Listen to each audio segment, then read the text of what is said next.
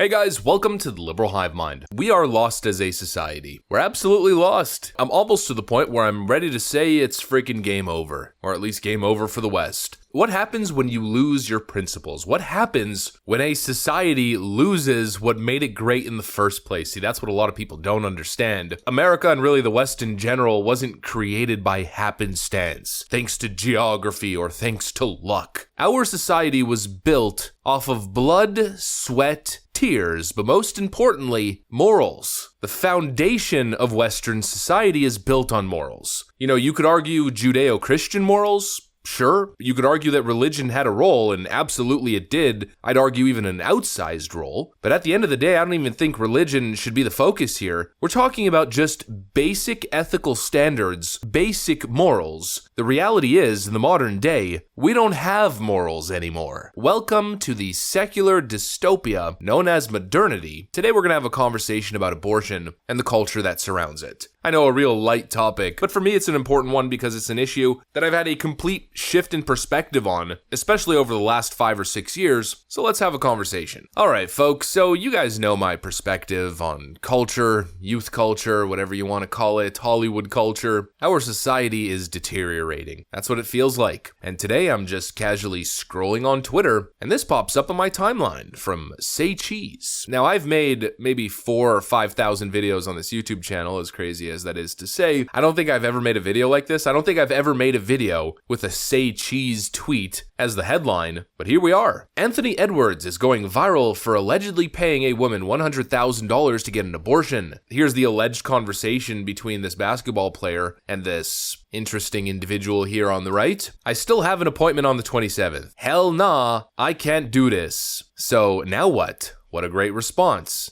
Get an abortion. Honestly, I had an abortion with my son around 2 years ago and I regret it every day. Man, you can't force a kid in the world.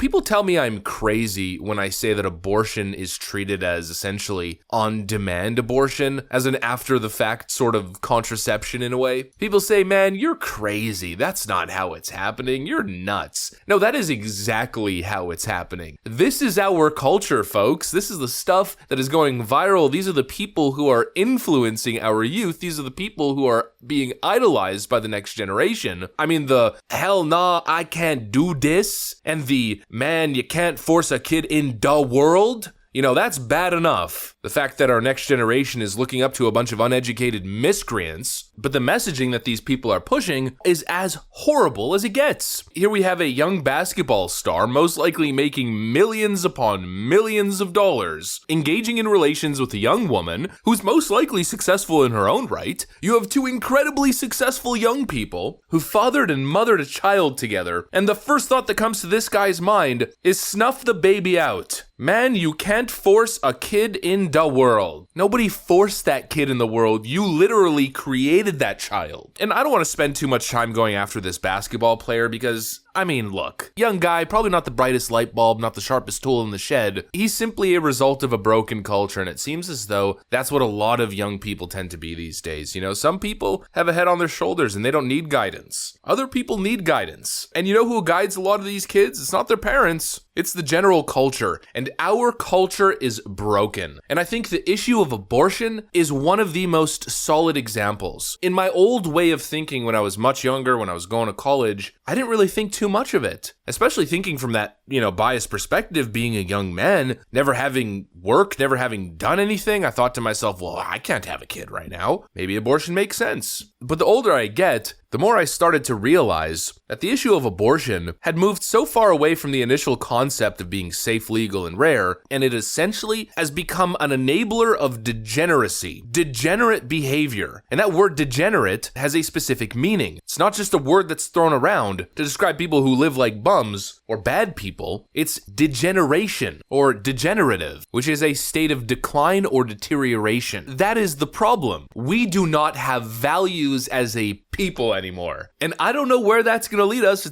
It ain't nowhere good. We're teaching young kids to be victims, to blame other people for their problems, and when things get serious, when it's time to step up and show responsibility, we are teaching these kids that it's okay to just cop out. But what we should be teaching this next generation is how to find love and form strong bonds. How to provide, protect, and nurture and build. We need to build back a culture of values and contribution. When you spend your entire life chasing hedonistic pleasure and materialistic goods, when you spend your whole time on Instagram going clubbing with the bros, chasing skirts, or when you're putting on the skirt and you got the lip filler and the 10 pounds of freaking makeup on your face, and every night is a new adventure, what value are you providing to the world? Absolutely nothing. You're not doing anything. You're not creating a long-lasting legacy. You are simply falling for the snake oil. You're falling for the Hollywood propaganda that tells you life is about material goods and hedonistic pleasure. No, life, legacy, contribution is about family, and we should view the creation of life and the process to get there as sacred, as protected, as to be respected. But instead, as a society, as technology evolves, we're becoming less and less responsible and relying more and more on cop-outs, band-aid fixes, and even murderous technology to avoid being a responsible, contributing member of society. We are losing our values as a society, and if that continues, we're going to lose our place and our standing in the world.